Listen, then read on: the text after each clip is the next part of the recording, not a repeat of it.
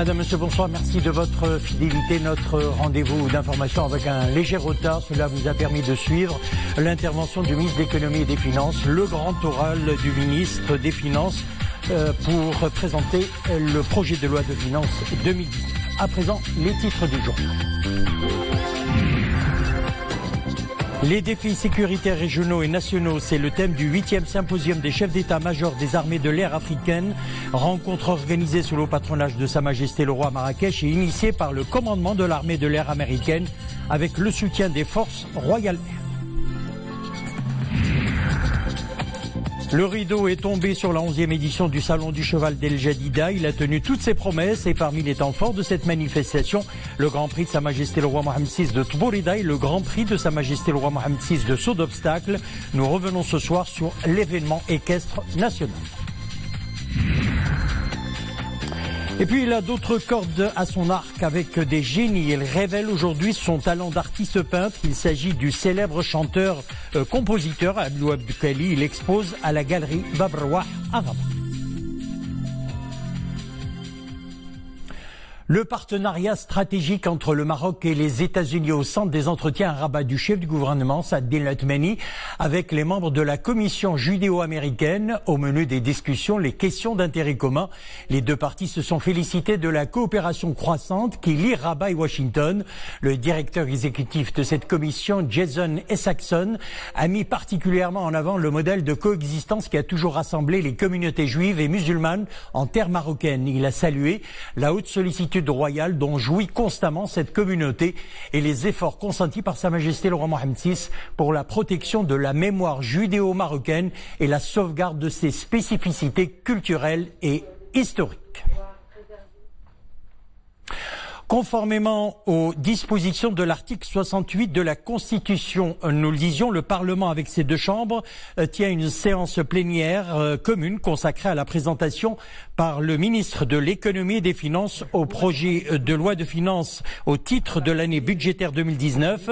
Le projet de loi de finances propose notamment l'annulation des dettes des jeunes entrepreneurs envers l'État, la création de plus de 25 000 postes d'emploi, 200 d'entre eux seront destinés aux personnes à besoins spécifiques. Parmi les autres priorités du projet de loi de finances, la réduction des disparités sociales et spatiales, la restructuration des programmes et politiques nationales de soutien et de protection sociale. Et puis sachez que les deux chambres du Parlement tiendront demain une séance plénière commune consacrée à la présentation d'un exposé du premier président de la Cour des comptes sur les activités de la Cour au titre des années 2016 et 2017. Cette séance se tient conformément aux dispositions de l'article 148 de la Constitution. Elle débutera à 18 h, indique un communiqué conjoint des deux chambres du Parlement. Des chefs d'état-major des armées de l'air africains en conclave à Marrakech dans le cadre de leur 8e symposium annuel. Au menu des débats, les défis sécuritaires régionaux et nationaux et comment promouvoir le dialogue entre les forces aériennes du continent. Organisé sous le patronage de Sa Majesté le Roi Mohamed VI, chef suprême et chef d'état-major général des forces armées royales. Ce symposium est initié par le commandement de l'armée de l'air américaine en Europe et en Afrique avec le soutien des forces Royal Air. Il connaît la participation de hauts responsables militaires des forces aériennes représentant une trentaine de pays africains. Amina Allem, Nissil Hamdaoui. Une centaine de hauts responsables militaires des forces aériennes d'une quarantaine de pays africains sont réunis à Marrakech pour un événement de taille. Le 8e symposium annuel des chefs d'état-major des armées de l'air africains. Ils explorent les moyens d'engager une coopération multilatérale renforcée et ouvrent un grand débat sur les défis sécuritaires à relever au niveau du continent. Les problèmes sont nombreux, tant au niveau de nos frontières, qu'au niveau de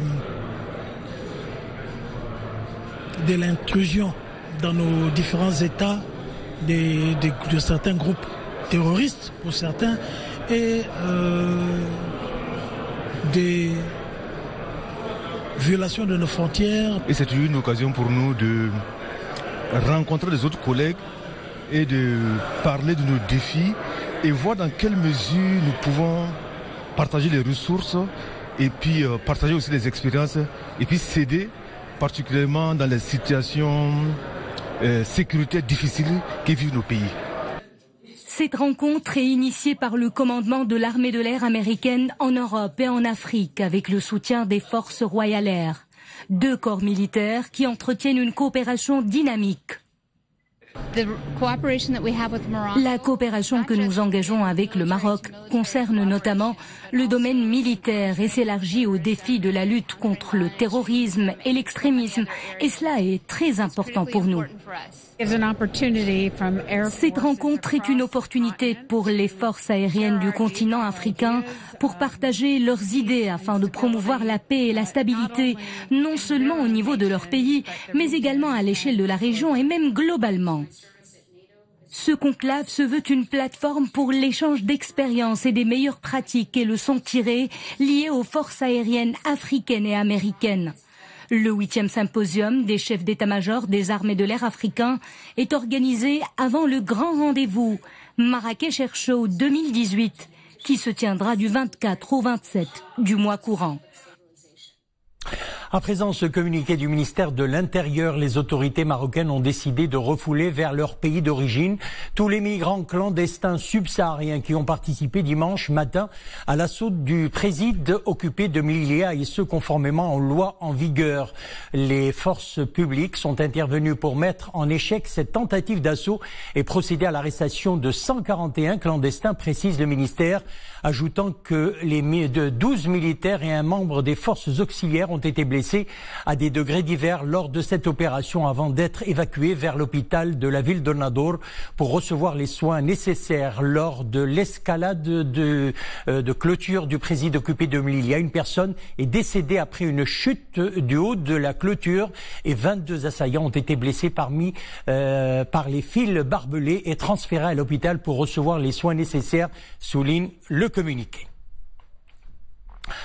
L'actualité internationale, des milliers de migrants honduriens ont repris hier leur marche vers les États-Unis depuis la ville de Ciudad Hidalgo dans le sud du Mexique. Les autorités mexicaines étaient parvenues à bloquer jeudi cette caravane de plus de 4000 personnes sur un pont frontalier, mais de nombreux migrants sont entrés illégalement dans le pays par le fleuve séparant le Mexique du Guatemala. Ils ont ensuite progressé jusqu'à un pont frontalier où des forces anti-émeutes mexicaines leur barraient la route en attendant qu'ils puissent être reçus à tour de rôle pour commencer des formalités administratives. Rappelons que jeudi, le président américain Donald Trump avait menacé de fermer la frontière avec le Mexique si les autorités mexicaines ne bloquaient pas l'avancée de migrants.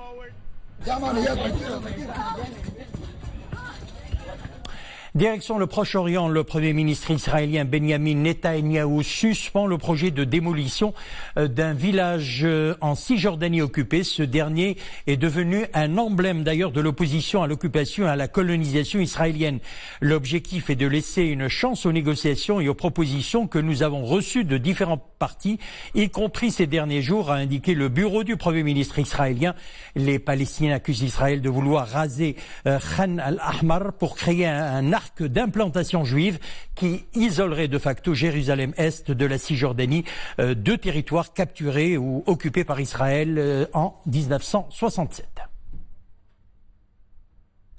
Le président américain Donald Trump confirme que les États-Unis allaient se retirer du Intermediate Nuclear Force Treaty conclu avec la Russie pendant la guerre froide, accusant Moscou de violer depuis de nombreuses années. Nous allons donc mettre fin à l'accord de développer ces armes, a déclaré le président américain à propos de cet accord sur les armes nucléaires de portée intermédiaire signé en 1987 par les anciens présidents américains Ronald Reagan et soviétique Mikhail Gorbatchev. La Russie condamne les nouvelles actions des États-Unis qui essaient de mettre la pression sur Moscou. La Chine a appelé également les États-Unis à y réfléchir à 2 fois avant de se retirer du traité. On revient chez nous. La 11e édition du Salon du Cheval d'El Jadida a tenu toutes ses promesses. Pas moins de 1000 chevaux des principales races équines, Barbe, Arabe Barbe, pur sang arabe et anglais ont été engagés dans les différents concours et représentations. Le 3e Grand Prix de Sa Majesté le Roi Mohamed VI de Topolida et le Grand Prix de Sa Majesté le Roi Mohamed VI de saut d'obstacles ont d'ailleurs constitué les temps forts de cette édition. Quelques 230 000 personnes, dont de nombreux touristes, ont visité les différents espaces du salon. Retour sur l'événement équestre national avec Abdel Fattah Zouine, Jihad Libri et Nissim Daouzdar. Le salon a bien rempli sa mission en faveur de la transmission du patrimoine marocain en matière de savoir-faire et d'art équestre. L'événement a également été une véritable plateforme d'échange, de partage et d'affaires pour les professionnels. Moi, je représente cette marque qui est une marque très très connue en France et j'ai plein de personnes qui ramènent d'habitude de France, donc c'est un peu, ça les embête, ça fait les bagages et donc ils sont très heureux d'avoir maintenant cette marque qui est très connue, très cotée au Maroc. On voit vraiment toute la magnificence de la filière équine marocaine dans tous ses aspects et je pense que les cavaliers, les professionnels, les visiteurs ont dû tisser des relations enthousiastes. Très heureux de venir au salon du cheval à Jadida. On a fait une exposé exceptionnelle cette année. Il y a énormément de choses nouvelles. On aura plus de publicité, ça c'est un. Pour que quand les gens vont venir à Ouaga, ça sera plus accessible, sauront vers qui se tourner. Et aussi on a eu la chance de voir des produits qu'on peut payer pour aller donner aux chevaux. Voilà, il y a les vitamines, il y a trop de produits, c'est bien. J'ai payé quelques matériels pour aller essayer les chevaux burkinabés. Si ça va, nous aussi on va rentrer dans... Parce que tout le temps on a un problème de sabots pour nos chevaux. Tout au long de cette semaine, des cavaliers représentant différents pays et différentes disciplines ont animé les nombreuses carrières du salon, des sports équestres qui mettent en avant la complicité entre l'homme et le cheval.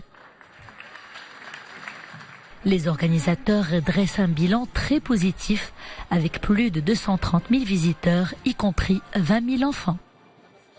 Les chiffres en ce qui concerne cette 11e édition qui a été organisée cette semaine sous le haut patronage de Sa Majesté le Roi sont très encourageants. Aussi bien côté participants, cavaliers, chevaux, que côté visiteurs puisque l'affluence était très importante. Côté qualité des chevaux qui ont participé, elle est meilleure que l'année précédente. Le salon a également été marqué par des représentations artistiques de grande qualité. Voltige cosaque, dressage de haut niveau,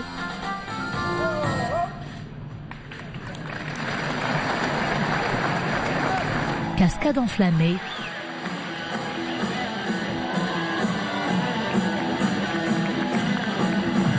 ainsi que plusieurs autres surprises.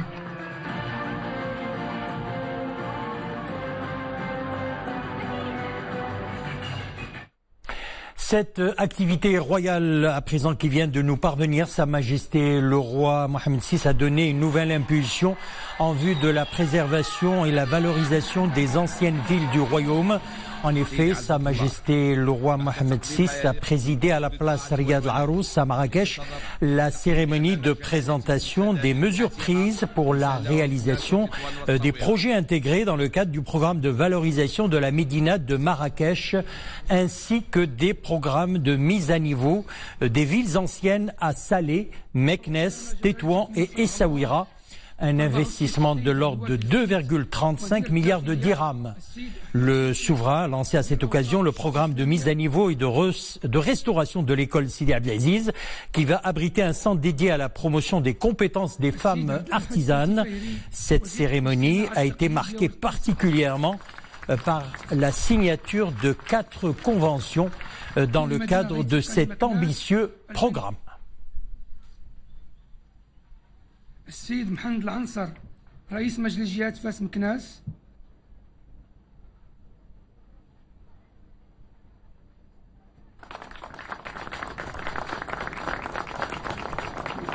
الاتفاقية الثالثة تتعلق بالبرنامج التكميلي لتثمين المدينة العتيقة لتطوان ستازي عامل عمل تطوان.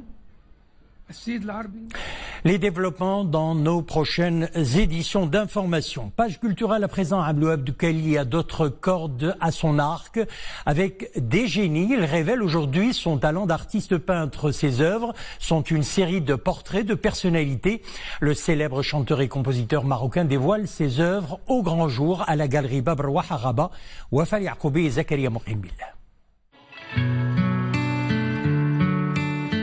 Beethoven, Abd el-Halim Hafid, Van Gogh, Tahar Ben Jelloun et bien d'autres. Des célébrités issues de milieux aussi variés et hétéroclites que la politique, les arts, les sciences ou le sport, représentés par le pinceau du grand musicien Abdouhab Doukali. Si pour le grand public, le maestro est connu pour être un compositeur et un interprète d'exception, il dévoile aujourd'hui un autre aspect de ses nombreux talents artistiques.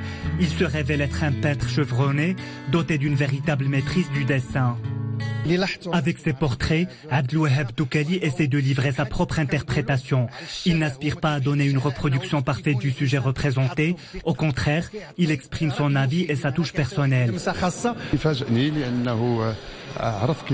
Je suis agréablement surpris de découvrir que l'artiste a pu atteindre une pratique aussi élaborée. La sensibilité et l'intelligence qu'il met au service de ses chansons lui a permis de manipuler le pinceau avec aisance, tel qu'il le fait avec le luth.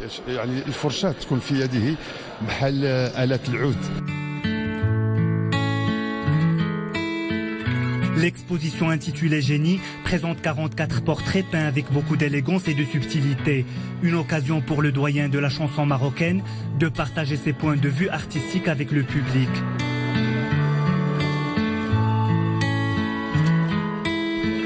Ce soir, on vit un moment exceptionnel. Qui ne connaît pas Abdouhab Doukali, chez nous et au-delà de nos frontières.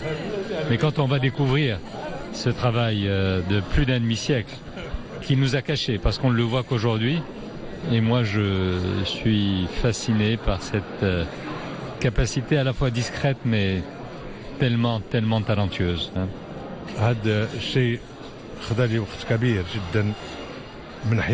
Ce travail m'a pris beaucoup de temps. Ici, je présente le premier volet de cette exposition. Le deuxième volet inclut d'autres personnalités. Je pense que quel que soit l'art que l'on pratique, celui-ci sert à cultiver, à orienter et à éduquer.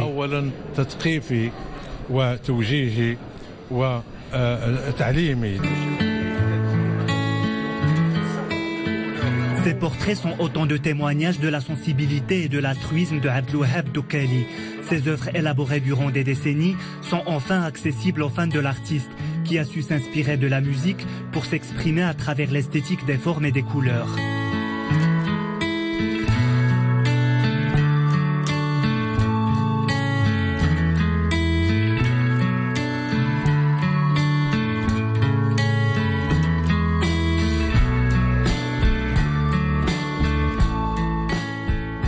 Voilà une exposition à découvrir, c'est à la galerie Bab Rouah à Rabat. C'est ainsi que prend fin notre édition. Merci de l'avoir suivi. À demain 19h.